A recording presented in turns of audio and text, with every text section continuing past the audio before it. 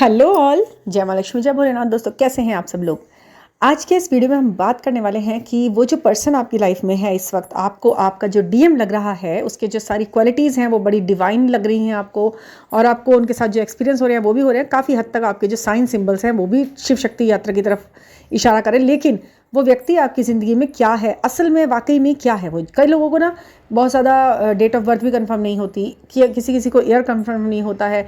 और तो और ये भी बात है कि जो लोग आपको ऑनलाइन मिल गए हैं, मतलब इस जर्नी के अंतर्गत, उनको ये कैसे आप विश्वास उन पे करें कि उन्होंने जो आपको अपनी डेट ऑफ बर्थ बताई है वो ठीक बताई है। ऐसा भी तो है ना, कई बार इंसान छुपा जाता है किसी किसी वजह से, उन्हें नहीं पता कि वो आप क्यों पूछ रहे हो।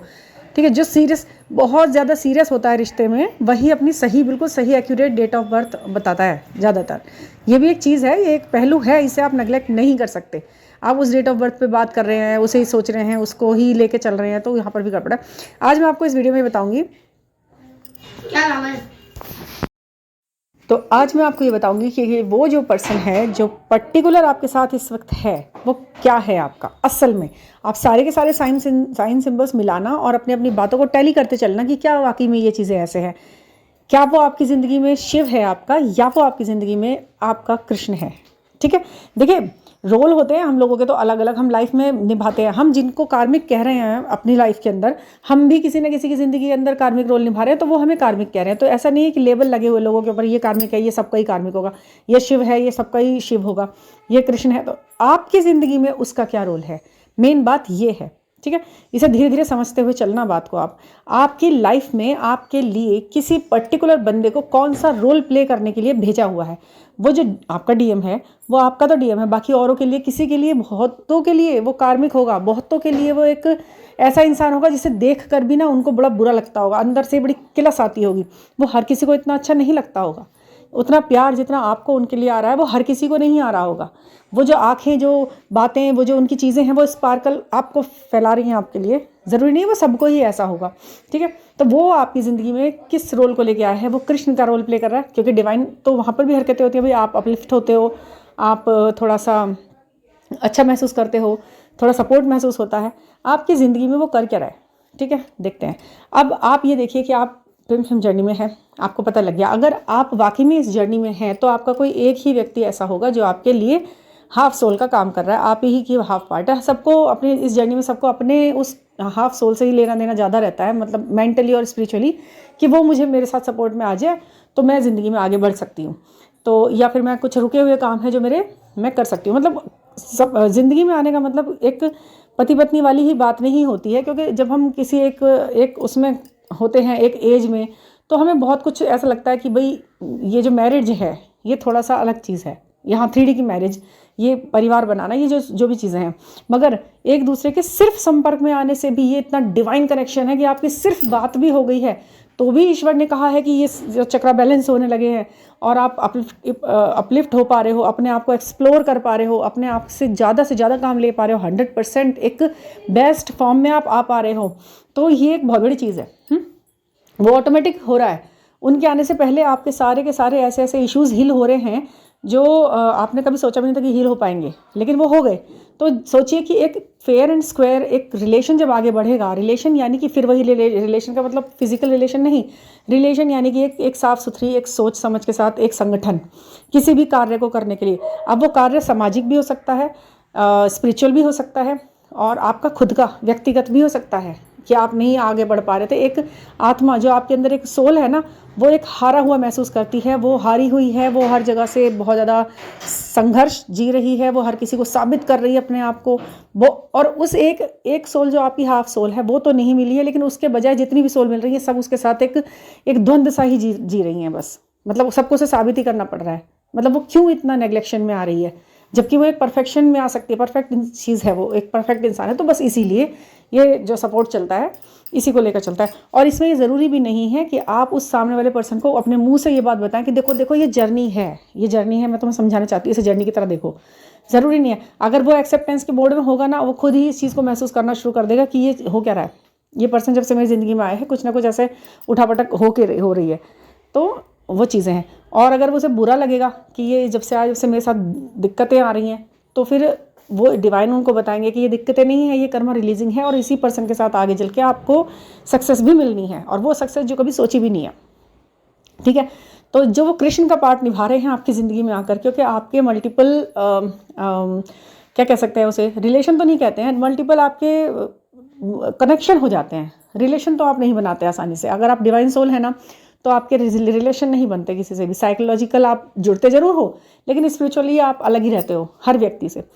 तो वो कृष्ण का पार्ट यानी कि आते हैं आपके साथ, एक रोमांटिक फेज चलता है और थोड़े टाइम बाद आप अलग हो जाते हो। वो फिर आ जाता है इंसान, वो फिर बात करने लगता है, आप फिर मिलने लग जाते हो, कहीं पार्क में, कहीं फिल्म हॉल में, कहीं किसी जगह, किसी के घर, कहीं भी। और इन चीज़ों को आप इस तरीके की वीडियो देख के सोचते हो कि ये मेरा शिव शक्ति योग है, यही है मेरा डिवाइन पार्ट, जबकि वो आपकी ज़िंदगी में कृष्ण का पार्ट निभा रहा है, जो आपको आकर रोमांटिकली ट्रिगर कर जाता है या टच कर जाता है, या आपकी वो वाली भावनाएं उठा तो जाता है, क्योंकि वो आपको पसंद भी है। आप उसके फेस फीचर से बहुत ज़्यादा अट्रैक्शन महसूस करते हो, आप अट्रैक्ट हो उसकी तरफ, तो वो कृष्ण है। आपकी ज़िंदगी में एक कृष्ण का पार्ट निभाता है व्यक्ति, और एक व्यक्ति आपका शिव का पार्ट निभाता है, जो सच में शिव होता है। वो जो शिव वाला व्यक्ति है ना, उसकी एक सबसे बड़ी खूबी और सबसे बड़ी पहचान ये होती है कि वो आपको सिर्फ आगे बढ़ाने के लिए धक्का देता है, और वो आगे भी क्या बढ़ाता है, मतलब धक्के भी क्या कह सकते हैं उस चीज़ को। आप ये समझिए कि वो आपको ना चलना सिखाता है, दूर से भी वो आपको गाइड करता रहेगा, वो आपको उस तरीके से आगे बढ़ाता रहेगा जो आपके सिर्फ अपलिफ्शन की तरफ जाएगी चीज़। वो आपको उस हर पॉइंट पर ट्रिगर करेगा। अगर आपको फोबिया है किसी भी चीज़ का, तो वो व्यक्ति कुछ ऐसी चीज़ कर रहा होगा या उसमें होगा कि आपको उस चीज़ से लड़ना पड़ेगा, वरना तो यदि आपको उस तक पहुंचना है, कि आपको उस तक पहुंचने के लिए उस चीज़ से लड़ना ही पड़ेगा। अगर आपके पास फाइनेंशियल प्रॉब्लम्स हैं और वो व्यक्ति आपसे मतलब वो कुछ कह नहीं रहा, उसे प्रॉब्लम है, उसे भी चाहिए, तो आप उसके लिए ये काम करना शुरू करोगे, चलो मैं इसे अपनी तरफ से हेल्प कर देती हूँ, मैं इसे सपोर्ट कर पाऊँ, ताकि ये समझ पाए कि हाँ मैं कुछ स्पेशल वन हूँ इसकी ज़िंदगी में। तो आपको अपने फाइनेंस सुधारने पड़ जाते हैं। अगर आपको कुछ भी चीज़ है, वो इसी चीज़ को लिए बैठा होगा। और दूसरी बात ये कि वो आपको कभी भी ना मतलब इंटेंशनली नहीं हर्ट करता है, कि इंटेंशन है उसका आपको हर्ट करना, वो आपको अब्यूज़ नहीं कर सकता बहुत ज़्यादा। आपने कई बार मैंने सुना है कि मतलब सेशन के दौरान इस तरीके के आते हैं कि मैम वो बोलते हैं कि आप मेरे साथ, आपको ये करना है, ये करना ही पड़ेगा, वरना मैं चला जाऊंगा, अगर ये ऐसे ही है, मतलब कुछ भी बर्डन डालना, किसी भी तरीके का बोझ जैसा बना के बात को कहना और ज़बरदस्ती उन्हें उस चीज़ के लिए रेडी करना, ये ऐसे नहीं होता। शिव ऐसा हो ही नहीं सकता।